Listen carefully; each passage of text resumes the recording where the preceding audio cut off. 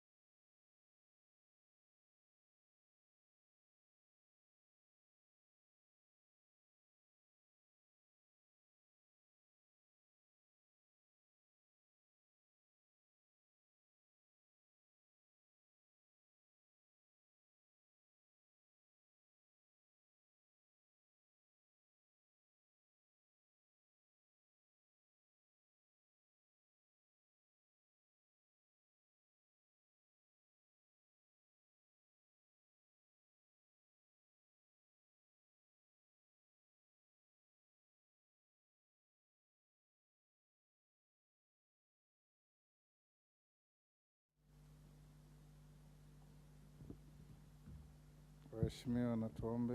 Ewe Mwenyezi Mungu, ambaye kwa hekima na wema wako umetua nyadhifa za viongozi na mabunge kwa ustawi wa jamii na utawala wa haki wa wanadamu, twakusihi utazame kwa neema nyingi sisi watumishi wako ambao wameridhika kutuita ili tutekeleze shughuli muhimu za jamhuri yetu.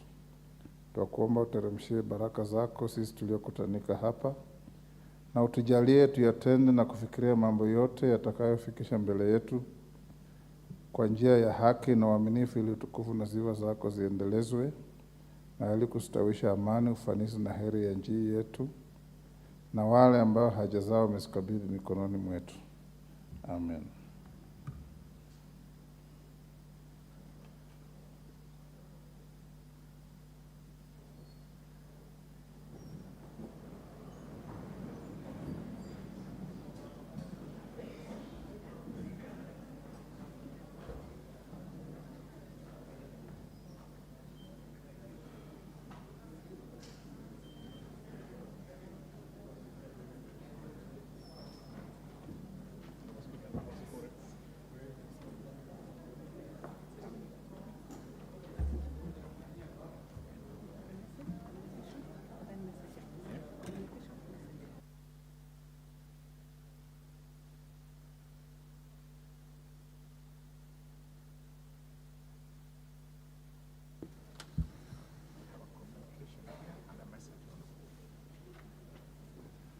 Honorable members, we have quorum to transact business.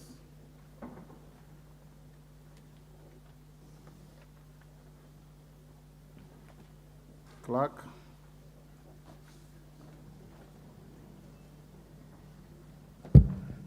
Order number 1, administration of oath.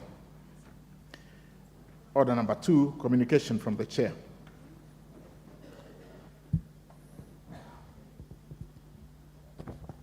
Honorable member, take your seat.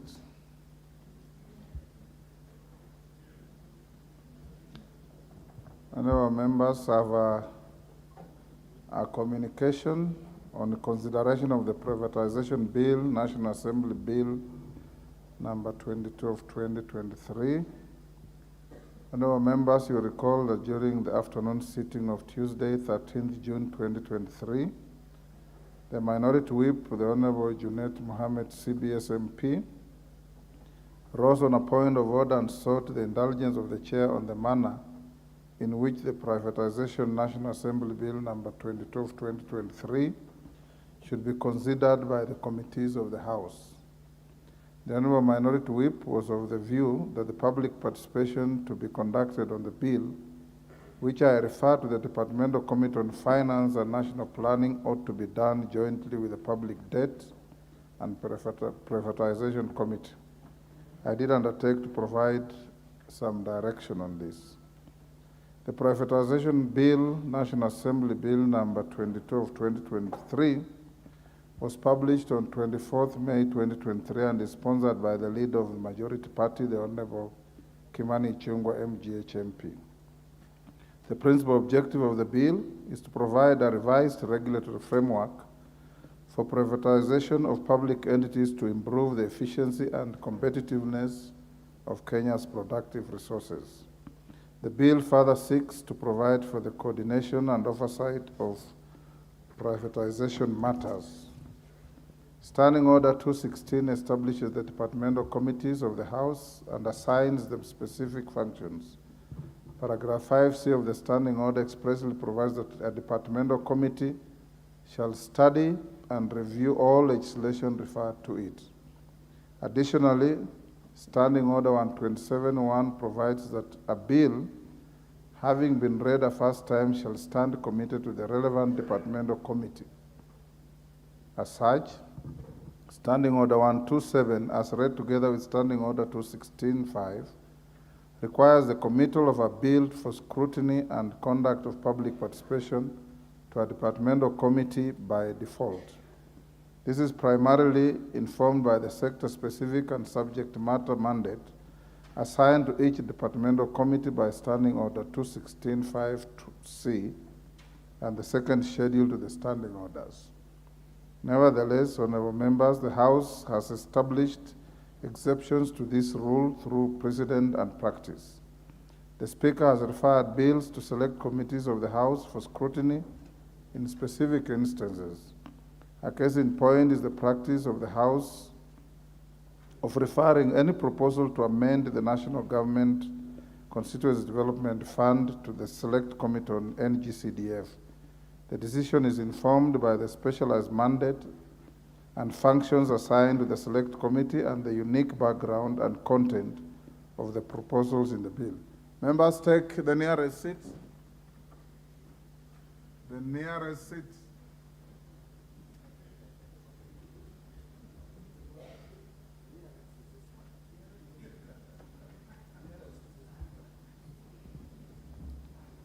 I think Honorable Mbande and I attended different English schools.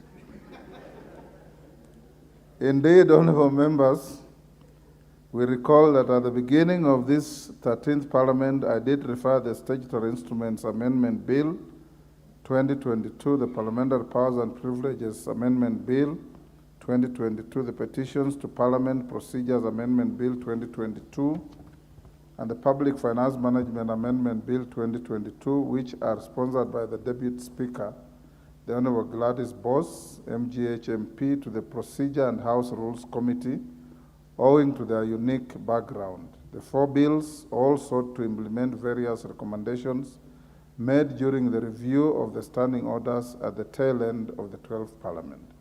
Similarly, honorable members, I recently referred the Public Finance Management Amendment Bill, National Assembly Bill number 16 of 2023, sponsored by the leader of the majority party, to the Public Debt and Privatization Committee. Ordinarily, an amendment to the Public Finance Management Act falls squarely within the mandate of the Departmental Committee on Finance and National Planning. In that case, the referral to the Public Debt Committee was informed by the contents of the bill, which seek to operationalize the framework for monitoring the level of public debt. You will agree with me that the House would greatly benefit from a scrutiny of the bill by a committee that specifically deals with the issue of debt. Honorable members, the second schedule of the standing order outlines the subject matter mandates of departmental committees. The schedule outlines the subjects falling under the mandate of the departmental committees on finance and national planning, committee as public finance, public audit policies, monetary policies, financial institutions, excluding those in securities exchange, economy, investment policies, competition, banking, insurance, national statistics, population, revenue policies, including taxation, national planning and development, digital finance, including digital currency. The mandate of the committee is sector-wide and allows it to exhaustively consider finance-related matters, including legislation. On the other hand, Standing Order 207A establishes and outlines the functions of the Public Debt and Privatization Committee. Paragraph 2F mandates the committee to oversight the privatization of national assets. The mandate of the Public Debt Committee with regard to the privatization is narrower when compared to the mandate of the Departmental Committee, whereas the Departmental Committee is mandated to consider all aspects relating to public investments. The Public Debt Committee is only mandated to oversight any proposed plan to privatize national assets. Pursuant to the provision of Standing Order 127.1 as read together with Standing Order 216.5c, I'm of the view that the consideration of the Privatization Bill, National Assembly Bill number 22 of 2023, and facilitation of public participation on the bill falls squarely and exclusively within the mandate of the Departmental Committee on Finance and National Planning. Standing Order 127.3 allows a committee to which a bill is referred to consult experts on technical subjects while facilitating public participation. I urge the Departmental Committee on Finance and National Planning to invoke this provision, extend an invitation to their counterparts, and consider their technical input as part of the public participation exercise. That, in conclusion, I guide as follows: that Standing Order 127, as read together with Standing Order 216.5, requires the committal of a bill for scrutiny and conduct of public participation to a departmental committee by default. That, as an exception to the rule in one above, the House has referred certain bills to select committees on account of the specialized mandate and functions assigned to the select committee and the unique background and content of the proposals in the bill. This informed the recent referral of the Public Finance Management Amendment Bill, National Assembly Bills number 16 of 2023, to the Public Debt and Privatization Committee. Pursuant to the provisions of Standing Order 127.1, as read together with Standing Order 216.5C, consideration of the Privatization Bill, National Assembly Bill number 22 of 2023, and the facilitation of public participation on the bill falls squarely and exclusively in the mandate of the Departmental Committee on Finance and National Planning. In its consideration of the Privatization Bill, National Assembly Bill number 22 of 2023, the Departmental Committee on Finance and National Planning is at liberty to invoke the provisions of 127.3 and invite the Debt and Privatization Committee to share any technical input. I thank you.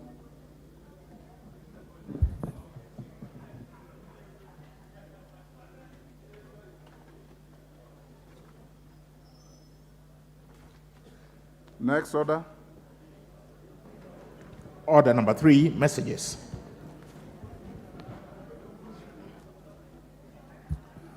Order, honorable members, take your seats.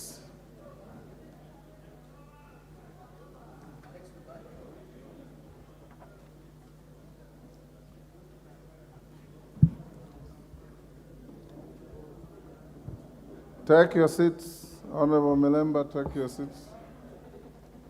Order, honorable Koech. Honorable members, I have a message from the Senate.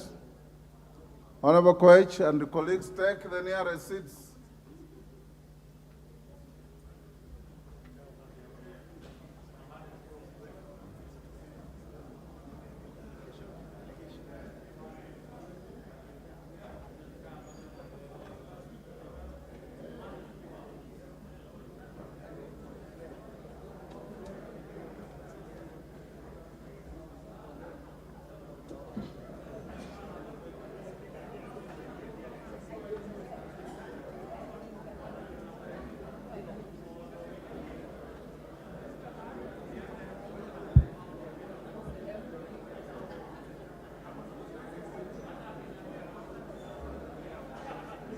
Order. Order, honorable members.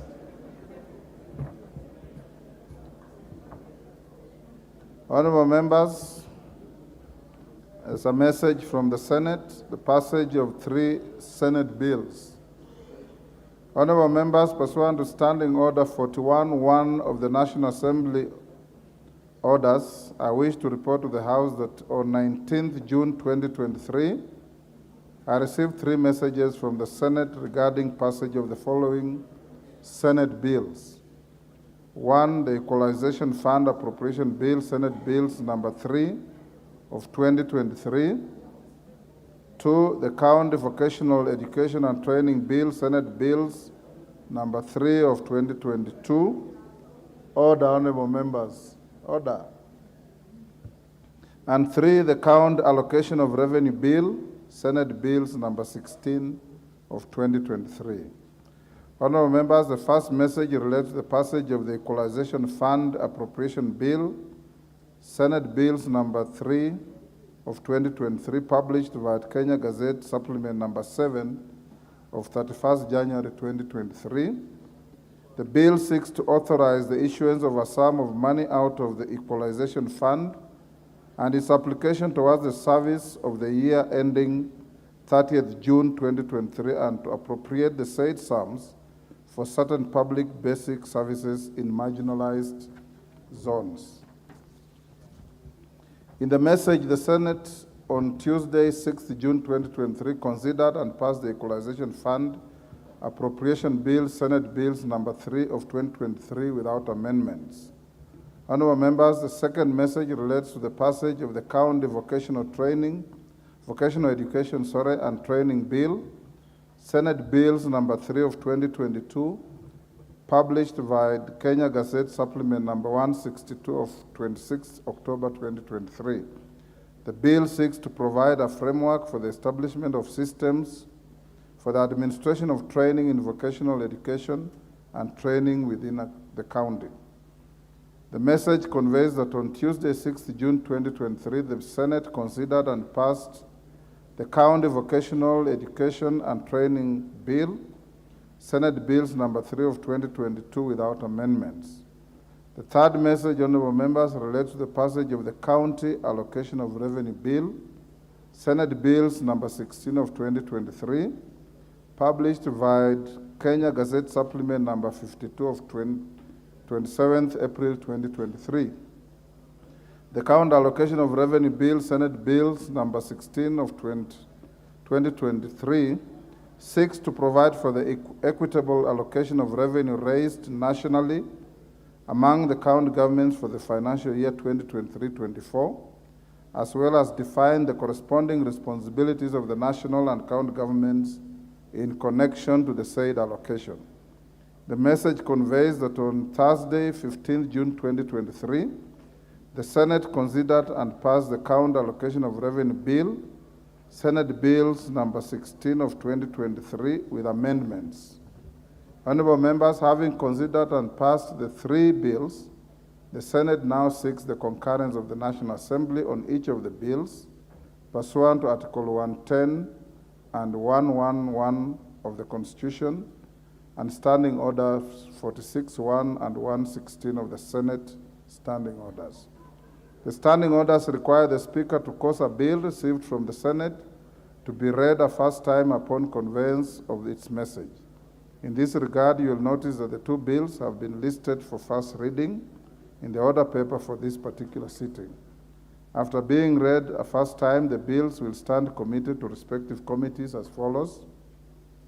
The County Allocation of Revenue Bill, Senate Bills number 16 of 2023, and the Equalization Fund Appropriation Bill, Senate Bills number 3 of 2023, will stand committed to the Budget and Appropriations Committee for consideration, and the County Vocational Education and Training Bill, Senate Bills number 3 of 2022, stands referred to the Departmental Committee on Education. You will agree with me that the two bills, the Equalization Fund Appropriation Bill, Senate Bills number 3 of 2023, and the County Allocation of Revenue Bill, Senate Bills number 16 of 2023, relate to the budget process. In this regard, they ought to be prioritized for consideration. Honorable members, you may therefore have noticed that the two bills have been listed for first reading in the order paper for this afternoon sitting. Owing to the urgency of the two bills, I urge the committee to prioritize the bill in its agenda and report to the House as soon as is practicable. The reports shall guide the House with respect to the next stages and prioritization of the two bills. The House is accordingly guided. I thank you. Members, take your seats. Yes, Jared, what is out of order? Really, nothing out of order. Everything is in order, Honorable Speaker. But Honorable Speaker, the Constitution did come up with the Equalization Fund. And if we read that Constitution properly, it was also time-bound. It has been 10 years since the advent of county governments, Honorable Speaker. And we also have 10 more years before the end of Equalization Fund, Mr. Speaker.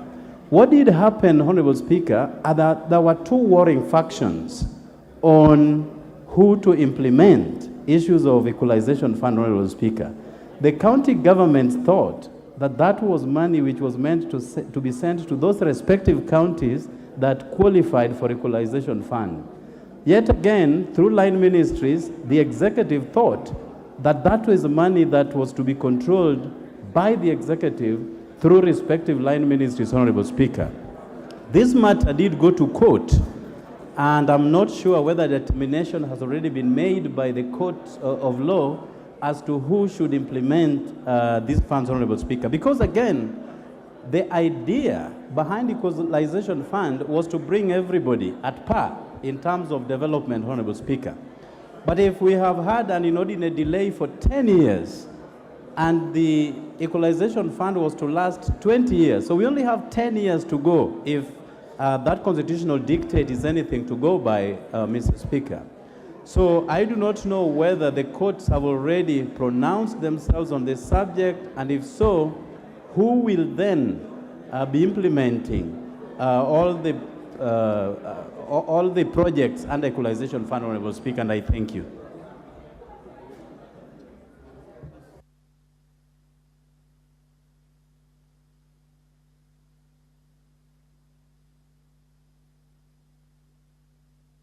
Thank you, Honorable. Order, Honorable members. Order. Order. I can fully appreciate the levels of excitement in the House. Honorable Jared Okello has raised a very important point. Equalization Fund, for those of us who participated in the drafting and promulgation of the 2010 Constitution, was never meant to be a devolved fund. It was never meant to be a devolved fund. It was a fund that also had a sunset of 20 years. 10 years have gone without the money being put to any use because of the ping pong between this House and the Senate. Each House wanting to be the anchor for the fund. We also had some dysfunctional activities in the national government on this fund. It was originally meant to benefit counties that were presumed and believed to be marginalized, particularly in the northern Kenya. Eventually, it was decided by this House and the Senate and the CRA that the fund will be applied to pockets of marginalization in all counties of the country as they were identified. In fact, the area of focus became the sublocation. So they have spread the money so thin across the country, from Nairobi to Mandera, from Nairobi to Turkana, from Nairobi to Homa Bay to Migori, to everywhere. So now that the fund is available and you have only 10 years to go, I want to encourage this House, because this is a national government fund, to ensure that once this bill is passed and ascended through, you have this money go to the ground to benefit the marginalized people. You also know that under the Constitution, and the senior Amolo can bear me in this, we defined which areas of intervention this fund was to go to. It was not to go to anything and everything. But I get the impression that it has now been whittled down to go to anything and everything, which again, as a House, you have a duty to ensure that marginalization means marginalization, and the marginalized means the marginalized, and not everybody else. Thank you, Kello. On the same issue, yes, Jeanette?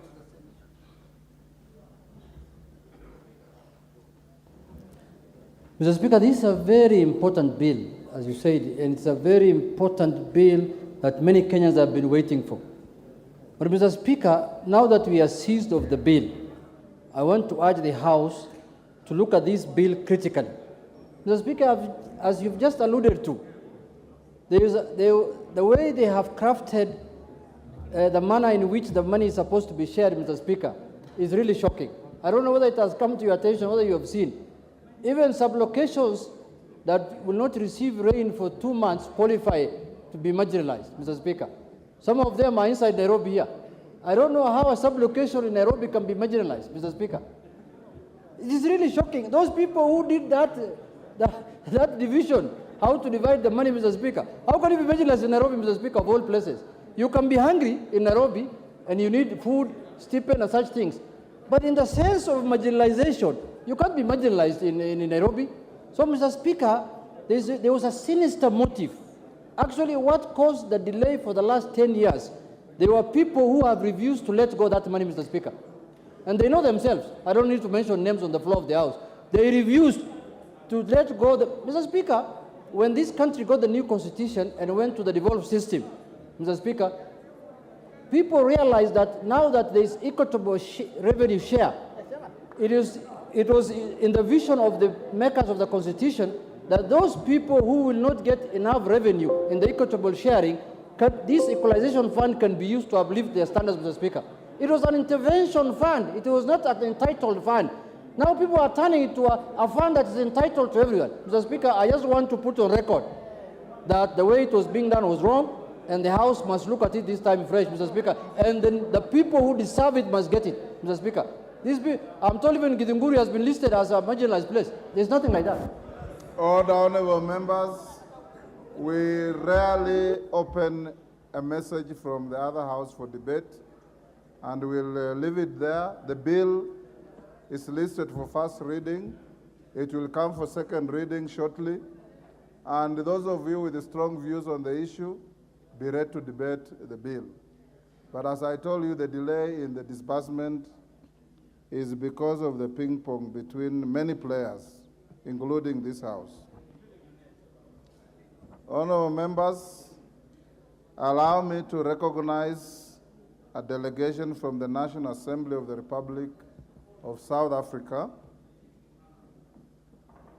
I wish to introduce to you a delegation from the National Assembly of the Republic of South Africa who are seated in the Speaker's Gallery. The delegation comprises members of the Chief Whips Forum. They are Ms. Penny Majodina MP, Chief Whip in the Majority Party and leader of the delegation, Ms. Mamtulala Boroto MP, House Chairperson, Internal Arrangements, National Assembly, Dr. Gerdas Koenhoff MP, Parliamentary Counselor to the President, Ms. Siviwe Gwarube MP, Chief Whip of the Opposition Party, DA, Mr. Stephen Swart MP, ACDP, Mr. Ngaboyomzi Kwamka MP, UDM, Mr. Ahmed Shaikh Imam MP, NFP. Honorable members, the delegation is accompanied by 3 parliamentary officers. The delegation is on a visit to benchmark with their counterparts in the leadership offices and to explore ways to enhance their work as party functionaries and office bearers. Honorable members, on my own behalf and that of the National Assembly, I welcome the delegation to Parliament and wish them fruitful engagement and during their stay in the country. I thank you.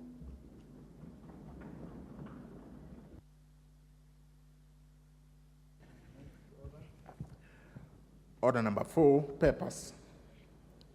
Order number 4, petitions. Order number 5, papers.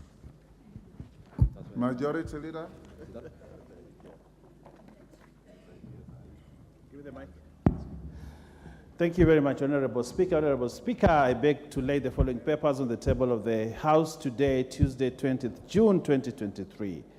1. Legal notice number 75 of 2023 relating to the mining, gemstone identification and value addition fees regulation 2023 and the explanatory memorandum from the Ministry of Mining, Blue Economy and Maritime Affairs. 2. Reports of the Auditor General and financial statements for Kenya National Commission for UNESCO mortgage scheme for the year ended 30th June 2016, 2017, 2018, 2019, and 2020. 3. Report of the Auditor General and financial statements for African Organization of Public Accounts Committee, AFROPAC, for the year ended 31st December 2016, 2017, 2018, 2019, 2020, and 2021. Reports of the Auditor General of Financial Statements for Kenya National Commission for UNESCO Mortgage and Car Loan Scheme for the year ended 30th June 2021 and 2022. 5. Annual reports and financial statements for Capital Markets Authority for the period from 1st July 2021 to 30th June 2022. 6. Reports of the Audit General and financial statements in respect of the following institutions for the year ended 30th June 2022 and certificates therein. A. National Mining Corporation, Kenya Water Institute, Rural Electrification and Renewable Energy Corporation, Council of Legal Education, Agricultural Finance Corporation, Kenya Animal Genetic Resources, Agricultural Development Corporation ADC, and Agricultural Finance Corporation AFC Development Limited Liability Partnership, Communication for University, Commission for University Education Staff Car Loan and Mortgage Scheme Fund, TVET Curriculum Development Assessment and Certificates Council, and Certification Council, TVET CDACC, School Equipment Production Unit, Kenya Education Management Institute, Commission for University Education, National Council for Nomadic Education in Kenya, Kenya Institute of Curriculum Development, Kenya Scouts Association, and lastly, Kabete National Polytechnic. I thank you, Honorable Speaker, and I beg to lay. Thank you, Majority Leader.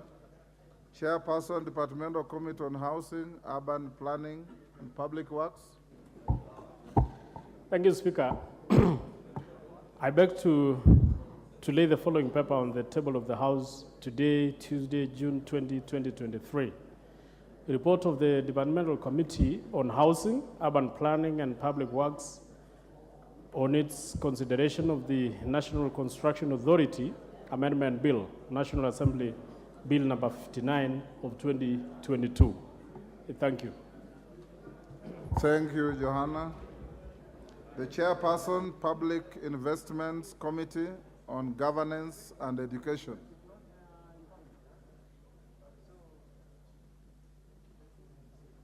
Give the honorable member. Thank you, Honorable Speaker. Honorable Speaker, I beg to lay the following papers on the table of the House today, Tuesday, the 20th June 2023.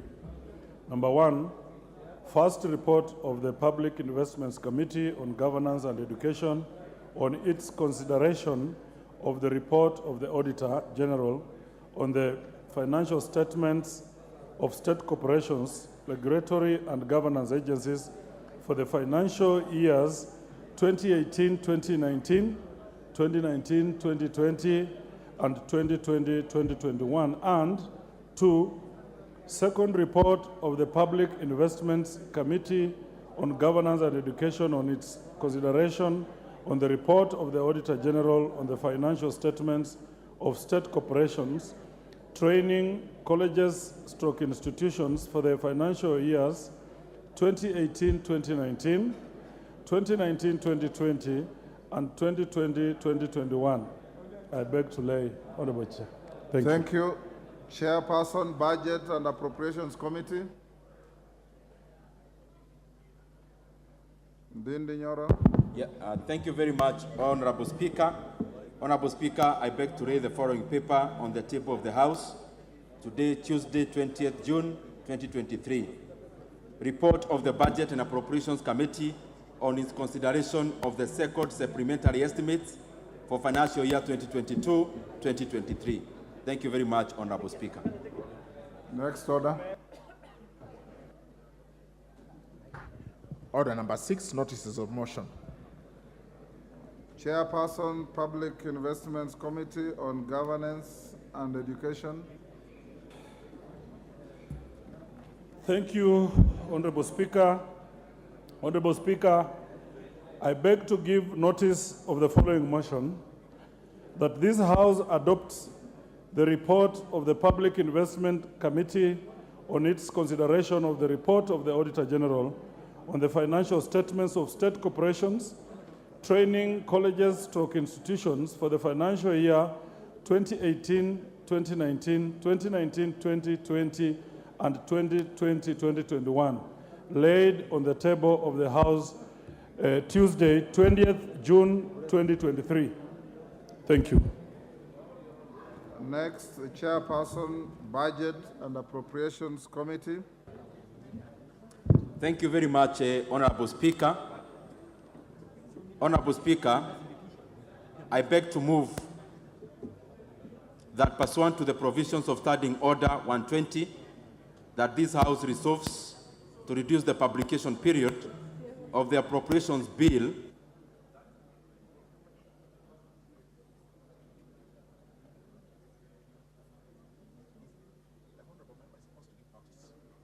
You are supposed to give notice, Honorable Ndindi. Thank you very much, Honorable Speaker. Honorable Speaker, I beg to give notice of the following motion, What time do you want me? that this House adopts the report of the Budget and Appropriations Committee on the second supplementary estimates for financial year 2022-2023, laid on the table of the House on Tuesday, 20th June 2023, and pursuant to the provisions of Article 223 of the Constitution and Standing Order 243, 1, approves an increment of the total recurrent expenditure for financial year 2022-2023 by Kenya shillings 9,515,817,997 shillings in respect of the votes as contained in the schedule. 2, approves a decrease of the total capital expenditure for financial year 2022-2023 by Kenya shillings 34,977,926,251 shillings in respect of the votes as contained in the schedule. 3, approves an overall decrease in the total budget for financial year 2022-2023 by Kenya shillings 25,462,108,254 shillings in respect of the votes as contained in the schedule. And 4, resolves that the schedule forms the basis for the introduction of the Supplementary Appropriations Number 2 Bill of 2023. Thank you very much, Honorable Speaker. Honorable Wanami, the clerk informs me that Thank you, I have not finished. The clerk informs me that you gave your notice of motion on the first limb and omitted the second limb. So can you complete the sequence? Thank you, Honorable Speaker. I beg to For give the neatness of Hansard, just give your notice of motion from ab initio, from the start.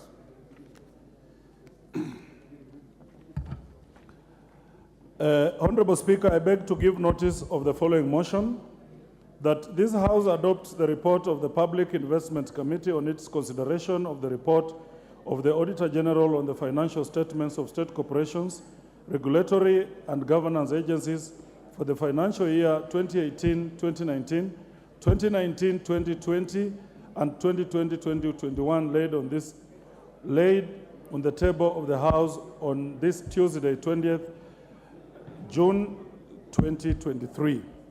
And the second motion, Honorable Speaker, I beg to give notice of the following motion, that this House adopts the report of the Public Investments Committee on its consideration of the report of the Auditor General on the financial statements of state corporations, training colleges, and institutions for the financial year 2018-2019, 2019-2020, and 2020-2021, laid on the table of the House on Tuesday, 20th, 2023. Thank you, Honorable Speaker. Thank you, Honorable Mboka. Honorable members, allow me to acknowledge in the speakers and public gallery the following schools: Chogoria Boys from Mara, Tharaka Nithi; Ndururumo Boys from Laikipia West, Laikipia; Materi Girls from Tharaka, Tharaka Nithi. On your behalf and on my own behalf, I welcome the students and their teachers to the House of Parliament. Next order. Order number 7, questions and statements. Order number 8, procedural motion, reduction of publication of period of a bill.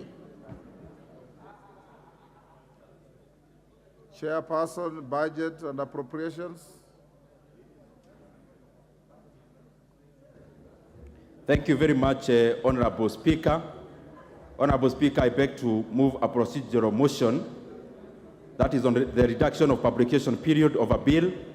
Honorable Speaker, I beg to move that pursuant to the provisions of Standing Order 120, that this House resolves to reduce the publication period of the Appropriations Bill, that is National Assembly Bill number 27 of 2023, from 7 days to 4 days. Honorable Speaker, the essence of this request, Honorable Speaker, it is based on the fact that this June and all Junes in the calendar are usually very consequential in regards to the management of public resources. It is the same month that we, Honorable Speaker, consider the finance bill. It is the same month that we consider the estimates. It is the same month, Honorable Speaker, that we also consider a supplementary 2 when it is there. And therefore, Honorable Speaker, that is the reason that I'm requesting that we reduce the publication period so that even the supplementary 2 that we are moving will be of consequence as we move to the 30th of June. Honorable Speaker, I request that the Honorable Member for Chuka Igabangombe, Honorable Patrick Munene, to second. Patrick Munene.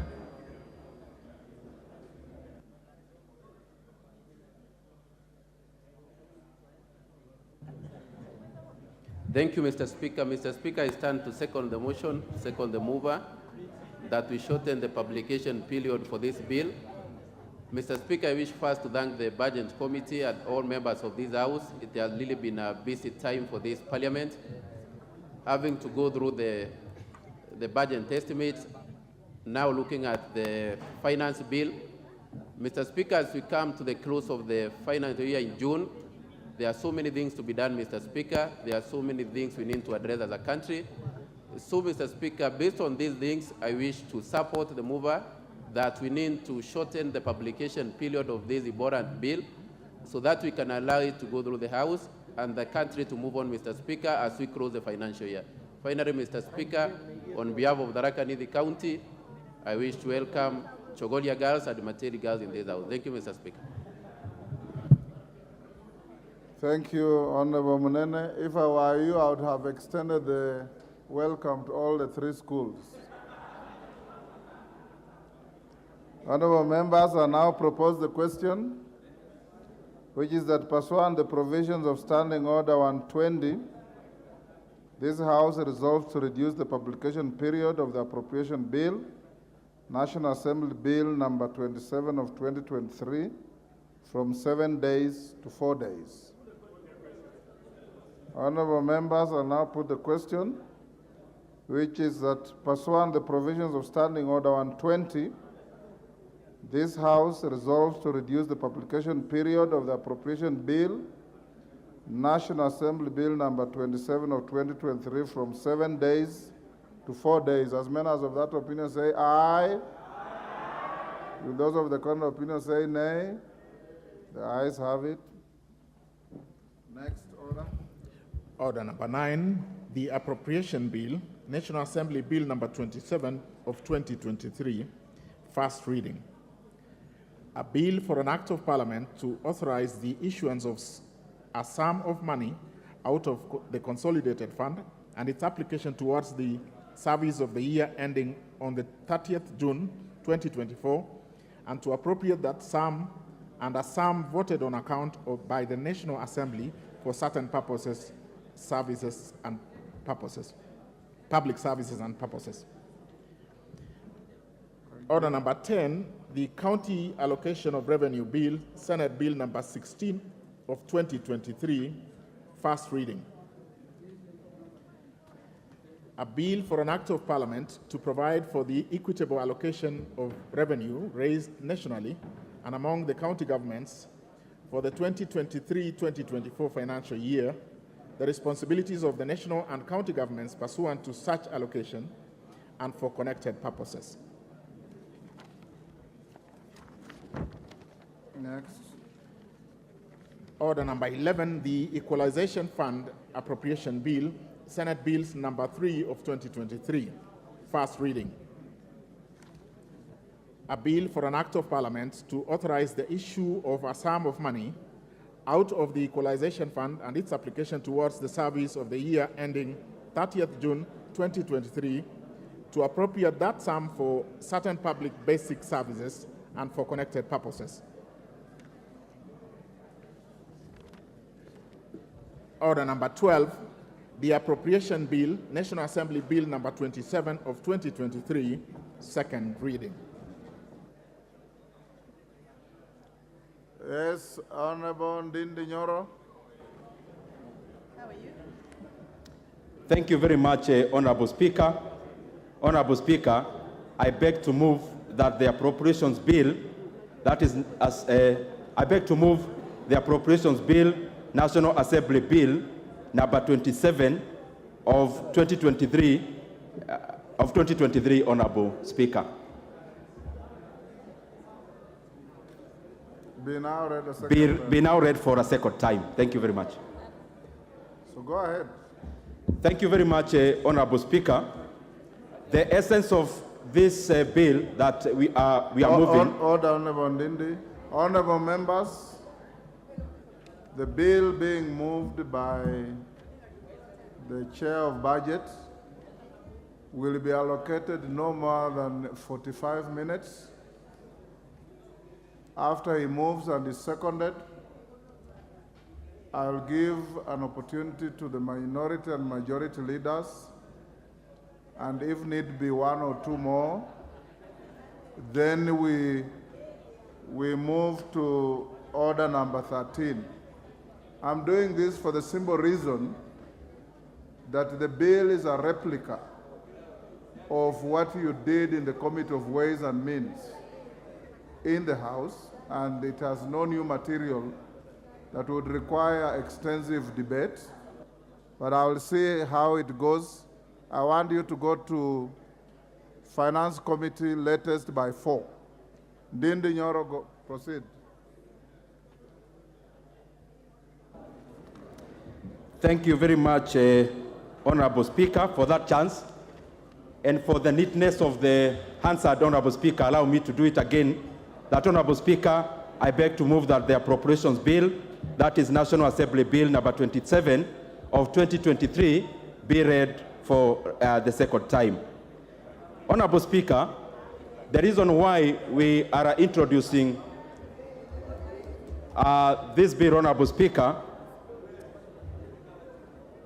is so that we align the government spending as we come to the close of the financial year, that is 2022-2023. And Honorable Speaker, I really want to thank the members of the Budget and Appropriations Committee and the relevant departmental chairs because they rose up to the occasion and we were able to consider the contents of this bill over the weekend, culminating, Honorable Speaker, to what we were doing even as early as this morning. Honorable Speaker, the bill is not far-reaching because we are just trying to align, as we come to the close of the financial year, to align what the government will actually be collecting as revenue, and we align the same with the expenditure side as we come to the close of the financial year. And Honorable Speaker, some of the issues that we have been able to consider is the absorption rate for various MDAs, because Honorable Speaker, many times we appropriate money, but some of the MDAs may get a huge sizable amount of funds, which, Honorable Speaker, they may not be able to absorb. And as we come to the close of the financial year, we really had to consider those facts that yes, as we come to the close, we have to put monies where they can be absorbed. And therefore, Honorable Speaker, it is more of realignment of the government physicals so that we close the financial year with a neat budget. Honorable Speaker, as I read previously, the amount we are considering in total, the sum total is shy of 30 billion Kenya shillings, and therefore, Honorable Speaker, in comparison to the size of the budget, it is basically just marginal. Honorable Speaker, some of the areas that we have considered for increment, and Honorable Speaker, I would beg, if it's possible, the members can consult in low tones. Order. Order, honorable members. Honorable Wamshomba and your team around there. Tafadhali muongee kwa sauti ya chini. You are disrupting the flow of thought of the member on his feet.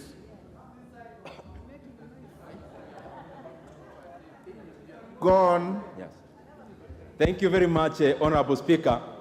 You know, when the Honorable Member for Kiambaa whispers, it is by itself a loud conversation.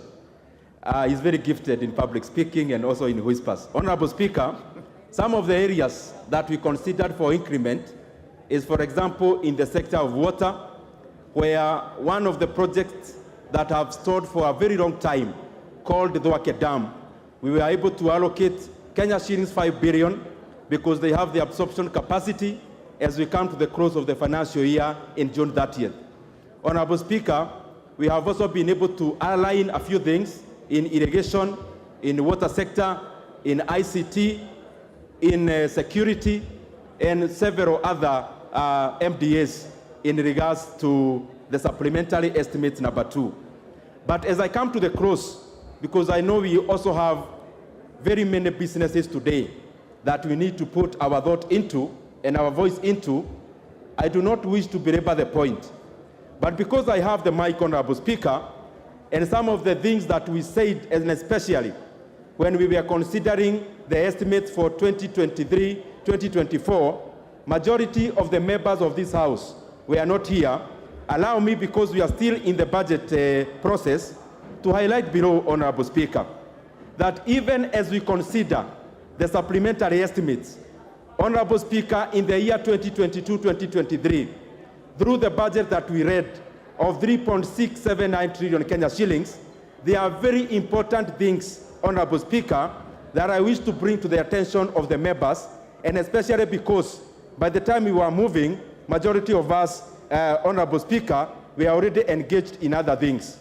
Honorable Speaker, in the money that we appropriated, and I want the honorable members to listen, over and above appropriating a huge budget to education, we also appropriated, Honorable Speaker, the money that we are taking to Higher Education Loans Board. We doubled that allocation from 15 billion Kenya shillings to 30 billion Kenya shillings. We were able, Honorable Speaker, to allocate monies for hiring of 8,000 fresh graduates to government internship program, where these 8,000 interns will be paid a stipend of 25,000 Kenya shillings. Honorable Speaker, in the same budget of 2023-2024, Honorable Speaker, we were also,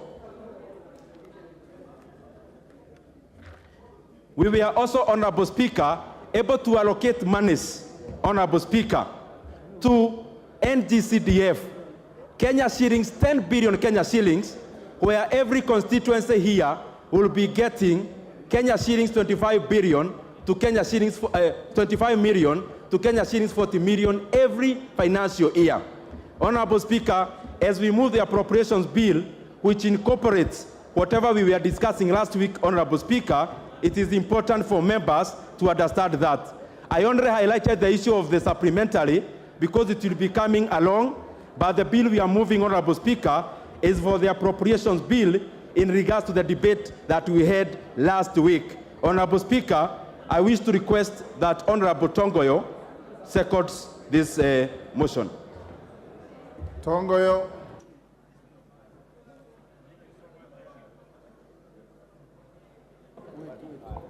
Thank you so much, Mr. Speaker. I stand to second the appropriation budget, appropriation bill, and by approving this bill, it will allow to have the funds appropriated and remitted by the National Treasury to the MDAs to enable them perform their duties. So I second, Mr. Speaker. Order. Order, Honorable Jared. All the honorable members, I now propose the question, which is that the appropriation bill, National Assembly Bill number 27 of 2023, be now read a second time. Honorable Mbadi, give you 3 minutes. Thank you, Mr. Speaker. Mr. Speaker, unfortunately, I was not present when Committee of Ways and Means were deliberating on various vote heads. But, Mr. Speaker, allow me, in the shortest time that you have allocated me, to highlight just a few things. Mr. Speaker, I'm worried about this budget. So worried, because, Mr. Speaker, when President Ruto took power, he said that he was going to reduce the budget of 2022-2023 by 300 billion shillings. That did not happen, and instead, what we are seeing today is an increase in the budget from the 2022-2023 budget to 2023-2024, an increase of 544 billion shillings, Mr. Speaker. The total budget is rising from 3,055 billion to a total of 3,599 billion, Mr. Speaker. That is without considering the debt rollover. Mr. Speaker, if you look at this budget, and it is broken down into total executive expenditure, parliament, judiciary, and other CFS, the financing of this budget is going to be a challenge, Mr. Speaker, because this country is deluding itself that we can raise ordinary revenue from 1,917 billion in the current financial year to 2,571 billion in the next financial year. That is an increase of 653 billion shillings, Mr. Speaker. Very unrealistic, very ambitious, likely not to be realized. The total revenue projected to be collected is going to rise from 2.23 trillion to 2.935 trillion. That's an additional 705 billion. Even with the crazy taxation measures that have been proposed in this House, you can still not realize an increase in collection of revenue to the tune of 700 billion in one single financial year. Mr. Speaker, I know that the average increase in revenue collection has been averaging around 300 billion.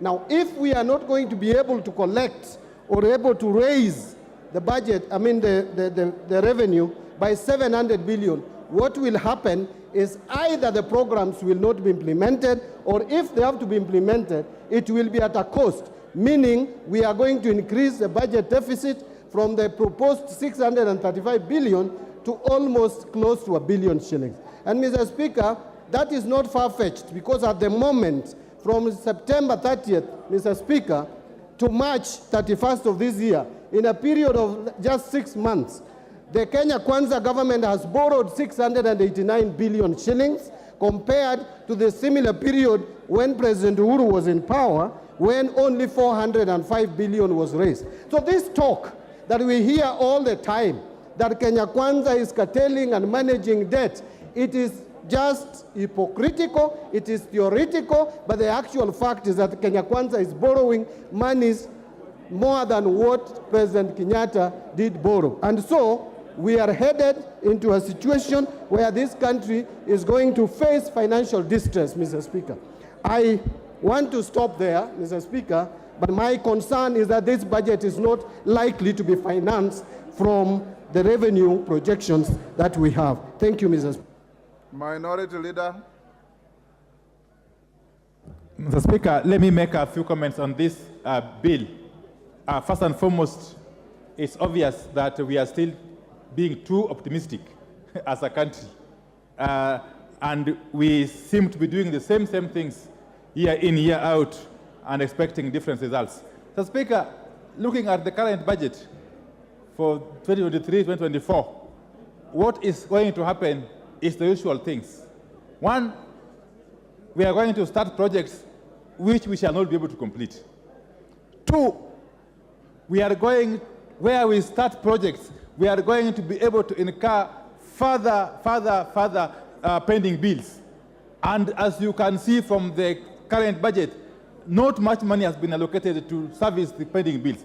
we are going to basically be digging a hole to seal another hole. Mr. Speaker, I have always said that the most prudent thing to do when you find yourselves in a situation in which we find ourselves currently is to cut our cloth according to our size. We have failed to do that. We still continue to increase our budgets and hoping that we shall get revenues from elsewhere. Mr. Speaker, the other thing you need to do when you are in a similar situation is to basically stop starting new projects, which are not emergency, which are not critical, and attempt to complete the old projects. That we are not seeing in this budget, because unless you deal with the pending bills, how will you ever complete the old projects, Mr. Speaker? Mr. Speaker, but I am more concerned, as I conclude. I am more concerned, and I've got all tremendous respect and confidence in the chairman and the committee budget. But there's a problem, Mr. Speaker, which we are beginning to see rearing its ugly head in this country. The current, the type of mega corruption cases that we are beginning to see in this country, Mr. Speaker, is a cause for worry. In just mere 7 months or so, we have seen cases of corruption that should worry all of us, beginning with the mosquito nets corruption case. Mr. Speaker, some of us who come from malaria-prone areas do understand the sensitivity of this matter. That we can actually have people in government, some as high places as cabinet, conniving, Mr. Speaker, to siphon money meant to buy mosquito nets. Mr. Speaker, the second issue has been the matter of the condemned sugar. We did not know as yet what became of the matter of the sugar which was condemned and was stolen from our own warehouses. Mr. Speaker, this is a matter that should concern this House, if not anything else. Mr. Speaker, the third issue is now the latest scandal, the edible oil scandal, which is running into billions and billions of Kenyan shillings. Mr. Speaker, and there's only one thread running across these scandals: the involvement of people in high places, some in this House, but most of them in the cabinet, Mr. Speaker. This is an issue that this House must deal with head on if we were to save this country from sliding into an abyss. Mr. Speaker, I want to challenge our committees, especially those committees that do oversight, especially those committees that deal with accounting matters. Please take up these matters with the seriousness it deserves. Because otherwise, if we don't do something urgently and drastically, this term of Parliament may go down in history as a term that witnessed the highest number of mega scandals in this country, Mr. Speaker. And therefore, with those very few remarks, Mr. Speaker, I rest my case. Thank you. Thank you, Honourable Speaker, and I rise to support this appropriations bill. Honourable Speaker, I will restrain myself from speaking to the gallery and answering to the many things that the leader of minority has spoken to, because it is within his right as a leader of minority to play to the gallery and raise issues that may not necessarily be in this appropriations bill. But Honourable Speaker, allow me, because one of the things I've heard being mentioned is the question of monies being allocated in this appropriations bill. Yes, what's your point of order? Mr. Speaker, is it in order for the majority leader to term the discussions and the opinions of the minority leader as playing to the gallery? Is that in order? The minority leader himself is not protesting. Go on.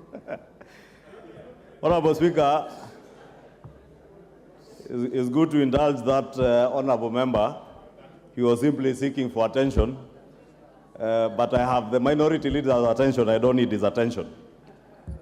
Honourable Speaker, I was saying, speaking to the question of pending bills, Honourable Speaker, in this appropriations bill, Honourable Speaker, because it is simply buttressing what we did during Committee of Supply, and we were all here during Committee of Supply, and I must thank all the members who stayed on here until about 10 p.m. to supply resources to our MDAs. And Honourable Speaker, unlike what is being said, it is true that in this appropriations bill and what we supplied to our MDAs, for instance, the largest pending bills are in the road sector. And indeed, all these members in this House, Honorable Speaker, will tell you, in each of our constituencies, we have either a road that was to start that is yet to start, or a road that had started but stalled because of pending bills, Honorable Speaker. And the quantum of those pending bills, if members care to listen to the chairman of the Budget Appropriations Committee, was a quantum of close to R1 trillion shillings. That means half of the resources we will generate in terms of ordinary revenue could only go towards settlement of pending bills in the road sector, Honorable Speaker. But amidst all the constraints that we have with our resources, Honorable Speaker, the Budget and Appropriations Committee, and indeed the House last week in supplied a quantum of 250 billion shillings to the road sector to help start dealing with the question of pending bills in the road sector. And indeed, Honorable Speaker, you will see with time, as at when exchequer releases begin, hopefully after the month of July, Honorable Speaker, if we agree with the chair of the Finance Committee and finish with the finance bill third reading today, or in the course of the day tomorrow, Honorable Speaker, and we're able to generate adequate revenues to be able to unlock the question that the Leader of Minority rightly says, that we have a huge problem of pending bills. That 250 billion shillings to the road sector is not enough. Even after rationalizing all those roads projects that have been committed to, the figure came to about 730 billion. Therefore, it tells you, even if we were to allocate resources, not to deal with new projects, and I just want to inform the House and the Leader of Minority, that we are not dealing with new road projects, we are dealing with those already committed road projects. And it would take ordinarily, either we commit the entire of our development expenditure to the road sector without having to deal with anything else, or we do what the Budget and Appropriations Committee recommended, that we allocate 250 billion shillings this year. If we perform better in terms of revenue allocation, next year we can do another 300 to 400 billion shillings. And with time, by the third year of this administration, we should be able to have cleared all those pending bills and contracts that have already been committed to, and be able to begin to embark on new projects. Therefore, allow me to just inform the Leader of Minority that indeed there are no new road projects. We are committed to completing those that were committed contractually before the last regime. If you look at the education sector, Honorable Speaker, and members will remember when we begin this session in January, our children had just opened school, and there was a crisis on CBC, the junior secondary schools, capitation of junior secondary schools, capitation of those in CBC classes, Honorable Speaker, was a big problem. But in this appropriations bill, we are appropriating a whopping 630-something billion shillings going to the education sector to ensure that CBC is not just something we are talking about, but something that we are actualizing and committing resources to. And it's not just the junior secondary school, even capitation of our day secondary schools and our boarding schools to ensure even our free primary education sector that resources are going to our schools, Honorable Speaker.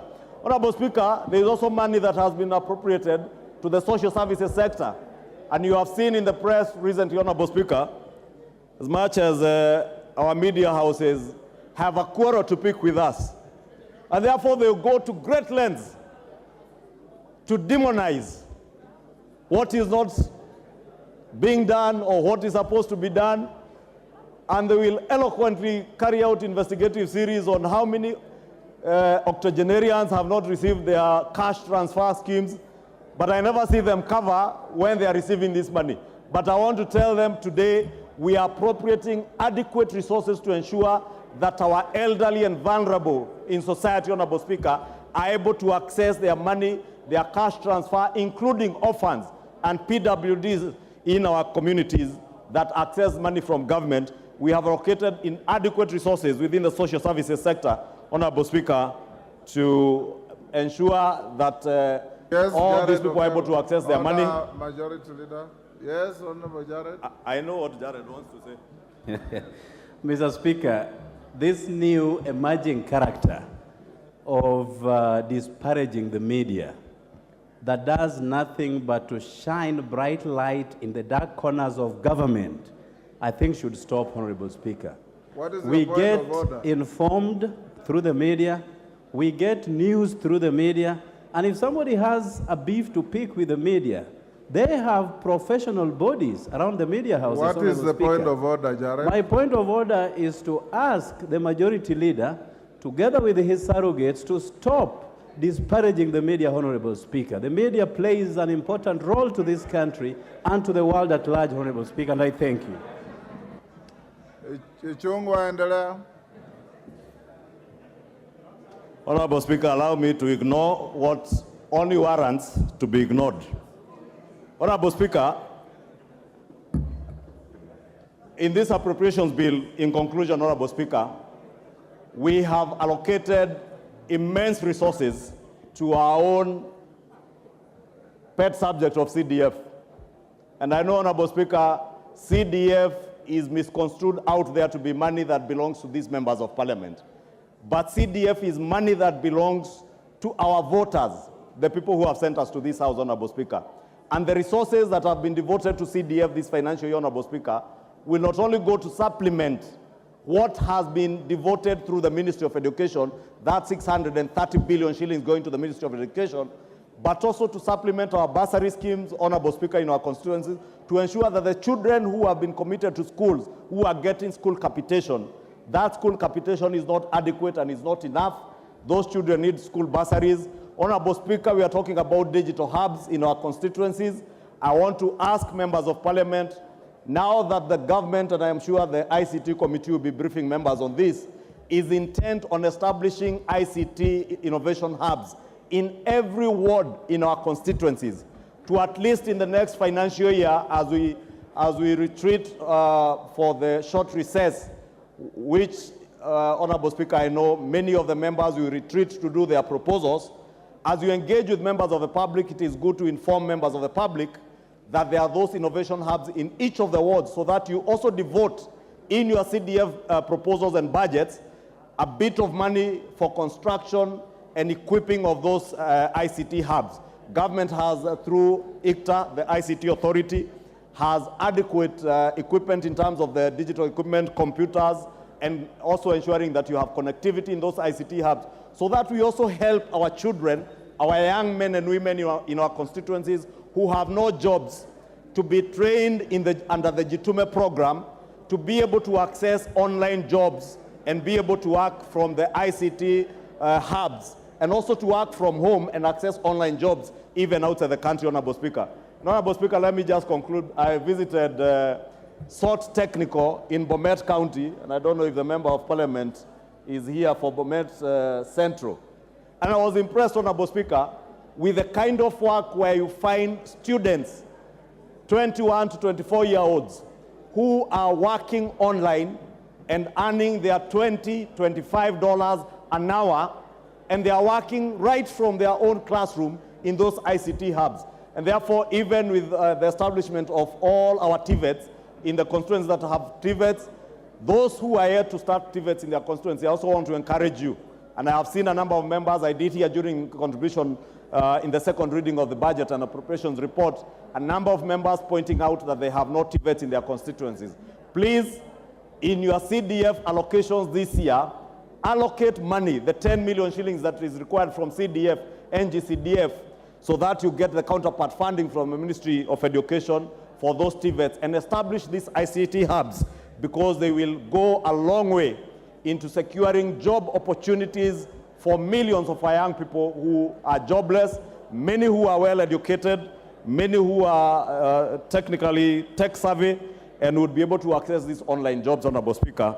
And allow me to use this opportunity to inform the people, great people of Kikuyu, that indeed, in the next few weeks, the ICT hub at Dogoto Chief's Camp, where I have fabricated a former chief's boardroom into such an ICT hub, Honorable Speaker, will be open.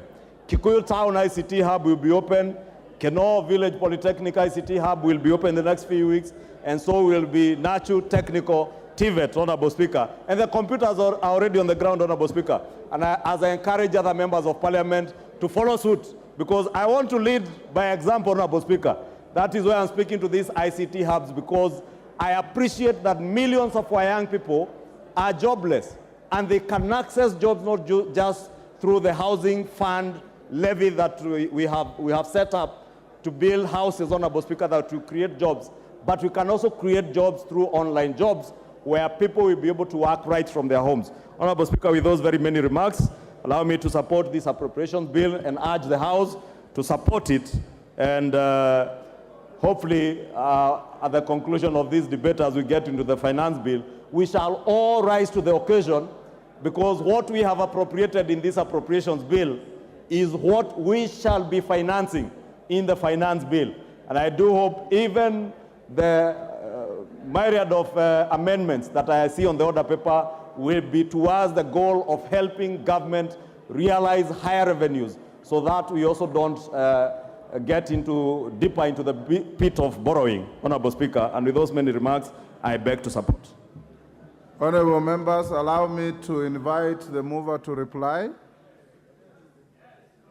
Is that the mood of the House? Ndindi. Thank you very much, Honorable Speaker.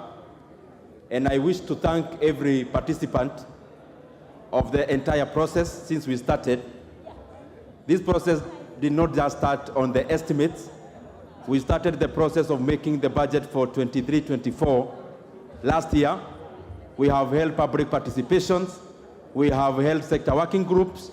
And Honorable Speaker, every participant who has taken part, I really want to thank all of them. Just to recap in a minute, Honorable Speaker, and just to put the record straight, because I see so many figures flying around. The budget that we appropriated money for, and the budget at which, Honorable Speaker, we are debating this bill, is a budget of Kenya shillings, 3.679 trillion Kenya shillings. Honorable Speaker, out of that money, the only monies that you have allocated in terms of deficit, or the monies that you have allocated to spend, which, Honorable Speaker, we intend to borrow, is only Kenya shillings, 718 billion Kenya shillings. Honorable Speaker, this is a climb down from last financial year, when we had a deficit of 860 billion on the books, but upon assuming the positions that we are in now, and after perusal of government books, we realized 200 billion had been spent at a 223, and therefore the entire deficit was actually 1.1 trillion Kenya shillings. Honorable Speaker, it is important to highlight that among the revenue side, we anticipate to collect Kenya shillings 2.57 trillion Kenya shillings.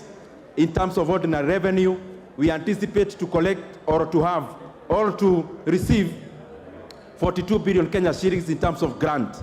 And on the other side, Honorable Speaker, of expenditure, and I'm just putting the record straight because it is our responsibility, Honorable Speaker, around 986 billion Kenya shillings is actually going to CFS, because we are very categorical about allocating enough resources to offset loans, so that, Honorable Speaker, we do not continue on the whole of borrowing, but we actually bury the whole by allocating as much money as possible in terms of repayment of debts.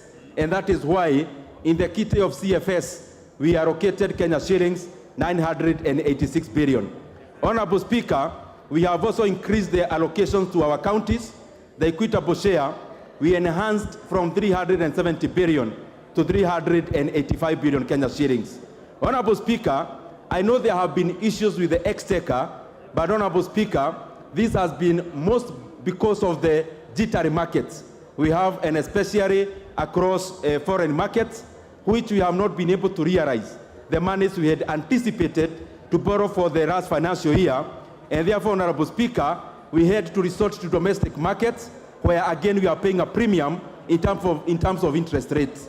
So the issues that have been there in terms of exchequer, they need interventions, not policies, and we have been doing that. Honorable Speaker, as I wind up, just again to put the record straight, we allocated the entire allocation of 2.3 billion Kenya shillings for the national government. Honorable Speaker, 27.4% of that amount we allocated to education, out of which we have doubled allocation to health. We have also, Honorable Speaker, increased capitation for JSS by 10 billion Kenya shillings, Honorable Speaker. Something else I would want to highlight as I come to the close. All the members here who have constructed KMTCs through NGCDF, there are 21 of them that are not functional.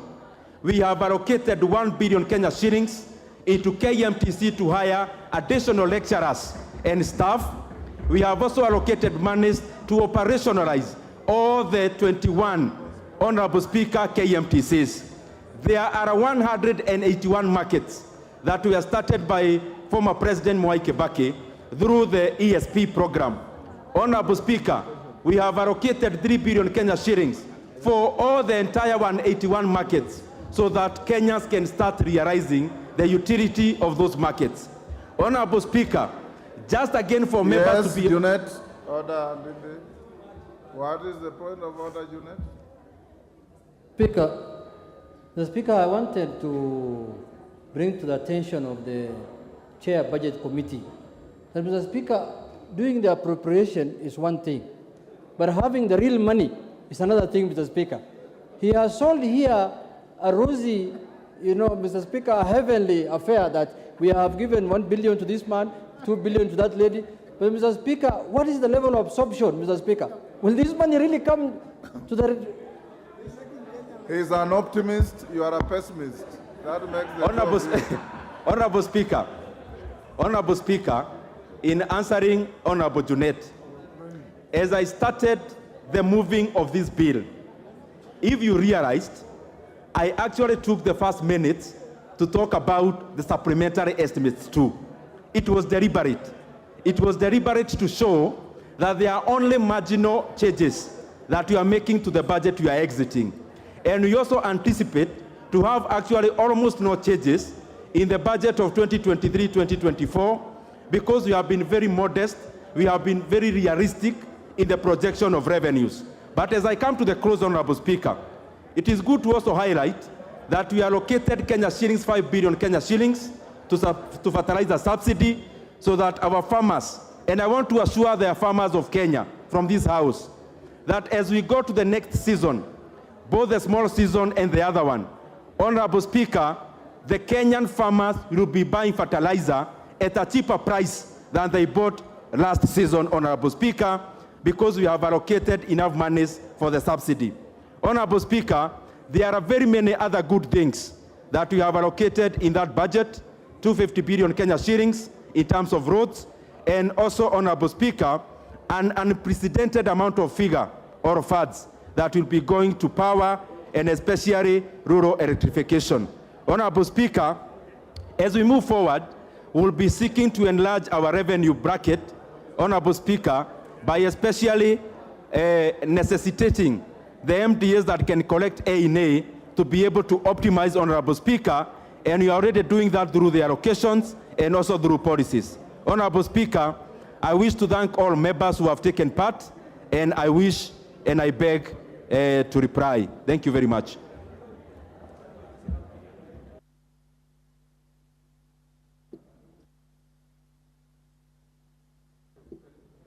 I now wish to put the question, which is the Appropriations Bill, National Assembly Bill number 27 of 2023, be now read the second time. As members of that opinion say aye. Aye. Those of the contrary opinion say nay. The ayes have it. A bill for an act of parliament to authorize the issuance of a sum of money out of the consolidated fund and its application towards the service of the year ending on the 30th June 2024, and to appropriate the sum and a sum voted on account by the National Assembly for certain public services and purposes. Next order. Yes, Honorable Mbadi, what is the issue? Thank you, Mr. Speaker. Mr. Speaker, I realized that the second order in the order paper is going to be the Committee of the Whole House on the Finance Bill. We've not reached there yet. Just hold. Mr. Speaker, I was raising it because I know once you call for the Committee of the House is supposed to adjourn. But I wanted to raise this point over there so that I get your ruling on this matter, Mr. Speaker, so that when we move to the Committee of the Whole House, then the matters will have been dispensed with. Mr. Speaker, if you allow me. Right. Yeah, Mr. Speaker, this House has set traditions before. The Speaker has ruled that matters of constitutionality, matters of legality, and matters of procedure, Mr. Speaker, can be raised at any time in the course of debating a bill.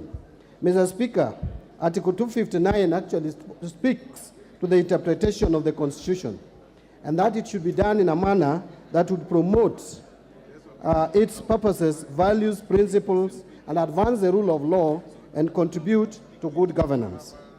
Mr. Speaker, our standing order is actually a creation, or standing orders are a creation of our Constitution. Order, Honorable Mbadi. Order. Take your seat.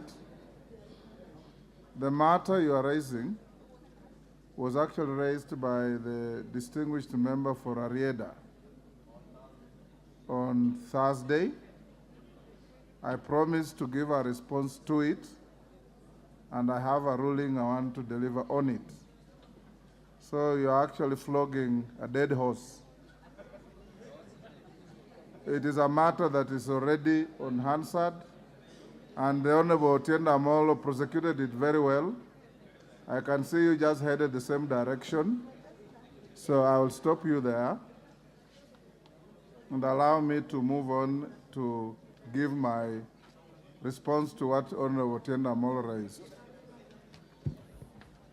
Order, honorable members. First, I bring to your attention, honorable members, to the availability of a supplementary order paper that should be circulated. The reason I'm told, because we have members' amendments to the finance bill, some that were received late, out of time, but were accommodated, because they wanted to accommodate as many of you as we can. So you can look at the supplementary order paper, and from here we'll proceed on the basis of that. I have got a ruling and a communication to make. Thereafter, the majority leader will move a procedural motion to extend your sitting time.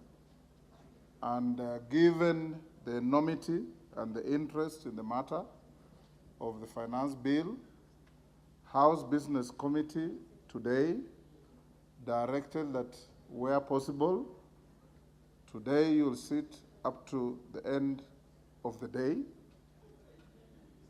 Tomorrow morning we'll put aside, pardon? It is out of order to speak to the chair when the chair is making a communication.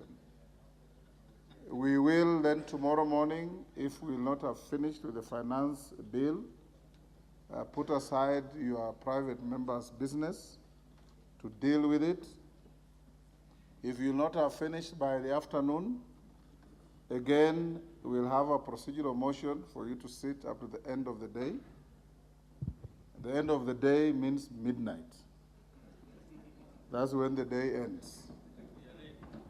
And if you do not finish, then you have Thursday.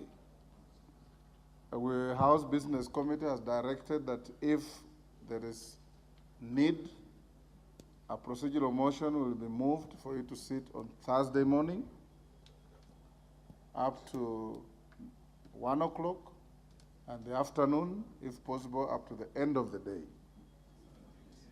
Should you not finish, then I'll give you further direction.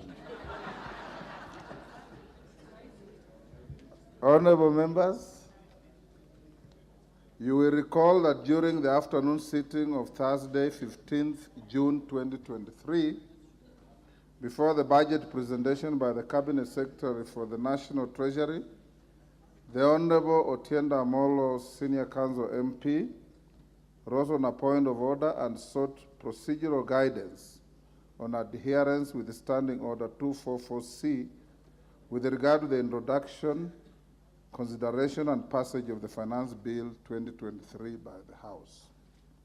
It was the contention of the Honourable Member that Standing Order 244C outlines a particular order requiring the Cabinet Secretary for the National Treasury to make a pronouncement of the budget policy highlights and revenue-raising measures for the national government and thereafter present a legislative proposal which is published and introduced as a finance bill.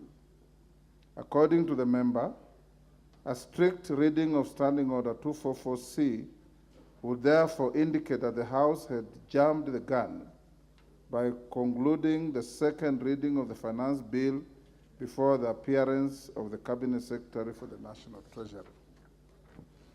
Members at the bar, take your seats. The nearest seat. The nearest seat.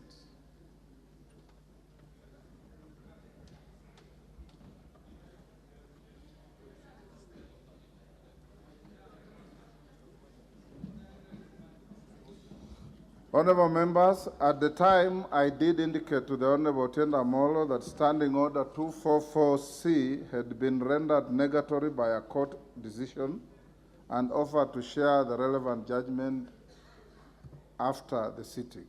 Honourable members, following the budget presentation by the Cabinet Secretary for the National Treasury and Economic Planning, I did receive inquiries and representations from several members of the House relating to the matter raised by the Honourable Member for Areda. Given the turn of events, I have decided to issue this particular guidance to the House.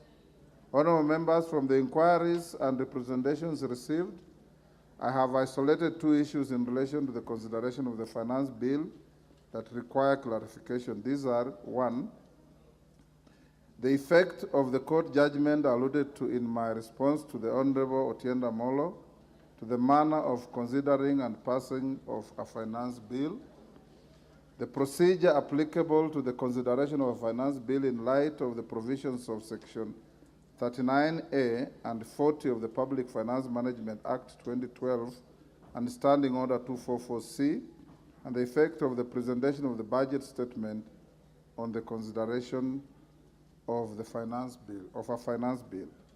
With regard to the first issue, the court judgment that I alluded to relates to a matter filed by the Honourable Senator Okiya Omtatah challenging the constitutionality of the Provisional Collection of Taxes and Duties Act. As per the practice obtaining in 2018, the Cabinet Secretary for the National Treasury would submit a finance bill after the passage of the budget estimates and on the same day that he or she made a budget speech in Parliament. Pursuant to the then Standing Order 245, the House was required to pass a finance bill within 90 days of the passage of an appropriation bill.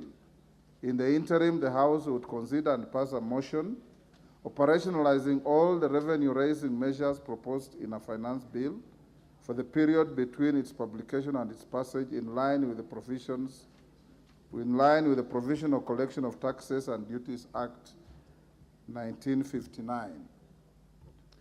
A point of order raised by the member for Waraka, the Honourable Tom Joseph Kajwang, MP, during the afternoon sitting of the House on 5th July 2018 may have precipitated the matter filed by the Honourable Senator Omtatah. At the time, the Honourable Kajwang queried the propriety of operationalizing all the revenue-raising measures proposed in a finance bill in line with the Provisional Collection of Taxes and Duties Act 1959, in light of the provisions of the Constitution and the Public Finance Management Act 2012.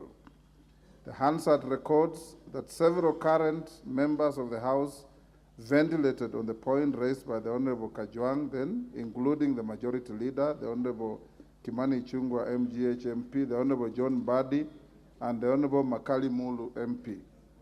The High Court issued its judgment in Okiya Omtatah Okoiti versus Cabinet Secretary, National Treasurer, and three others, 2018 KLR, Kenya Law Reports, on 19 September 2018, and gave the following orders, and I quote: A declaration that by presenting the Finance Bill 2018 to the National Assembly on 14th June 2018, while the financial calendar ends on 30th June 2018, the Cabinet Secretary violated Section 37 of the Public Finance Management Act 2018, which sets the 30th April deadline for the Cabinet Secretary to table the budget estimates and any other bills. Any other bills required to implement the national government budget for approval by the National Assembly. Order, Honorable Women Rep Kisi and your colleague. You are distracting the chair from delivering the ruling. A declaration that the Provisional Collection of Taxes and Duties Act number 44 of 1959, Chapter 415 of the Laws of Kenya is unconstitutional and therefore invalid, null, and void. A declaration that the Finance Bill 2018 or any parts or provisions thereof, including on taxation, cannot be implemented before the bill becomes the Finance Act and it goes through the parliamentary legislative process laid out in the Constitution for approval and adoption by Parliament and assent by the President. Arising from these orders of the Court and ostensibly informed by the debate that ensued on the point raised on the propriety of approving provisional collection of taxes and duties, the House subsequently amended the Public Finance Management Act in July 2019 through Statute Law Miscellaneous Amendment Act 2019 to introduce Section 39A in the Act. The section requires the Cabinet Secretary to submit the Finance Bill before 30th April every year and that it be passed before the end of the financial year on 30th June. The section clarified the manner in which a Finance Bill ought to be introduced, considered and passed by the House. It provides as follows, and I quote, "The Cabinet Secretary shall submit to the National Assembly on or before 30th April the Finance Bill setting out the revenue-raising measures for the national government. 2, following submission of the Finance Bill by the Cabinet Secretary, the relevant committee of the National Assembly shall introduce the bill in the National Assembly. 3, the National Assembly shall consider and pass the Finance Bill with or without amendments in time for it to be presented for assent by 30th June each year. Any recommendations made by the relevant committee of the National Assembly or resolution passed by the National Assembly on revenue matters shall, A, ensure that the total amount of revenue raised is consistent with the approved fiscal framework, B, take into account the principles of equity, certainty, and ease of collection, C, consider the impact of the proposed changes on the composition of the tax revenue with reference to direct and indirect taxes. D, consider domestic, regional, and international tax trends. E, consider the impact on development, investment, employment, and economic growth. F, take into account the recommendations of the Cabinet Secretary as provided under Article 114 of the Constitution. And G, take into account the taxation and all other tariff arrangements and obligations that Kenya has ratified, including taxation and tariff arrangements under the East African Community Treaty. This leads us to the second issue of an apparent variance in the provision of Standing Order 244C and the dictates of the judgment and the provisions of the Public Finance Management Act 2012. Honorable members, as I had indicated, my attention was drawn to the existence of an apparent variance in the provisions of Section 39A and Section 40 of the Public Finance Management Act 2012 with regard to the manner of introduction and consideration of a finance bill. Section 40 of the Act provides as follows. Each financial year, the Cabinet Secretary shall, with the approval of Cabinet, make a public pronouncement of the budget policy highlights and revenue-raising measures for the national government. 2, in making the pronouncement under Section 1, the Cabinet Secretary shall take into account any regional or international agreements that Kenya has ratified, including the East African Community Treaty, and where such agreements prescribe the date when the budget policy highlights and revenue-raising measures are to be pronounced, the Cabinet Secretary shall ensure that the measures are pronounced on the appointed date. On the same date that the budget policy highlights and revenue-raising measures are pronounced, the Cabinet Secretary shall submit to Parliament a legislative proposal setting out the revenue-raising measures for the national government together with a policy statement expounding on those measures. Following the submission of the legislative proposal of the Cabinet Secretary, the relevant committee of the National Assembly shall introduce a finance bill in the National Assembly. Any of the recommendations made by the relevant committee of the National Assembly or adopted by the National Assembly on revenue matters shall A, ensure that the total amount of revenue raised is consistent with the approved fiscal framework and Division of Revenue Act, take into account the principles of equity and ease of collection, consider the impact of proposed changes on composition of the tax revenue with reference to the direct and indirect taxes, consider domestic, regional, and international tax trends, consider the impact on development, investment, employment, and domestic growth, take into account the recommendations of the Cabinet Secretary and Article 114 of the Constitution, and take into account the taxation and other tariff agreements and obligations that Kenya has ratified, including taxation and tariff agreements under the community. The recommendation of the Cabinet Secretary in subsection 5F shall be included in the report and tabled in the National Assembly. A plain reading of section 43 and 44 of the Act indicates that the Cabinet Secretary for the National Treasury and Economic Planning is required to submit a legislative proposal setting out the revenue-raising measures for the national government on the same day that he or she makes a pronouncement of the budget policy highlights and revenue-raising measures. This would seem to be at variance with the express obligation under the more recent Section 39A, which requires that the Cabinet Secretary to submit a finance bill to the House not later than 30th April every year, in compliance with the orders of the court in Okio Mtato Koiti versus Cabinet Secretary, National Treasury, and 3 others. Take your seats, members. The nearest seat. Honorable Kwame, the nearest seat. Well done. That is the nearest you can find.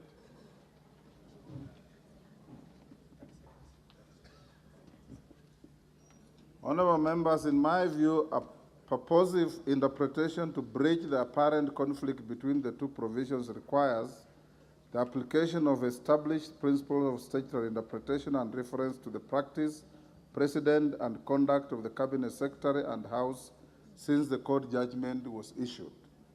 Honorable members, it's a canon of statutory interpretation that when faced with conflicting provisions, preference must be given to a specific provision as opposed to a general provision. Additionally, the last-in-time principle, where the most recent addition to a statute is given precedence over a provision that was enacted earlier, should be applied. From my reading of Section 39A and Section 43 and 4, it is noteworthy that Section 39A specifically refers to the introduction, consideration, and passage of a finance bill. On the other hand, the provisions of Section 43 and 4 only generally refer to a legislative proposal. Additionally, Section 39A is the most recent addition to the Act and represents the most specific and current position of the House on the manner of consideration of a finance bill. Honorable members, the practice and conduct of the Cabinet Secretary and the House since the decision in Okio Mtato Koiti versus Cabinet Secretary, National Treasury, and 3 others, 2018 Kenya Law Reports, and the amendment of the Public Finance Management Act 2012 has been consistent. Notably, in 2020, the Cabinet Secretary submitted the finance bill together with the budget estimates on 30th April 2020. The bill was published on 5th May 2020 and was considered and passed by the House on 23rd June 2020. It was assented to by the President on 30th June 2020. The Cabinet Secretary presented the budget statement for the financial year 2021 on 11th June 2020, well after the publication of the bill. In 2021, the Cabinet Secretary submitted the finance bill together with the budget estimates on 29th April 2021. The bill was published on 5th May 2021 and was considered and passed by the House on 24th June 2021. The particular bill was assented to by the President on 29th June 2021. The Cabinet Secretary presented the budget statement for the financial year 21-22 on 10th June 2021, well after the publication of the bill. In 2022, on account of the general elections scheduled for August 2022, the Cabinet Secretary submitted the finance bill together with the budget estimates on 7th April 2022. This was on the same date that he presented the budget statement in the House. The bill was published on 8th April 2022 and was considered and passed by the House on 7th June 2022. In keeping with the provision of Section 39A of the Public Finance Management Act 2012 and the new court judgment, the Finance Bill 2022 was assented to by the President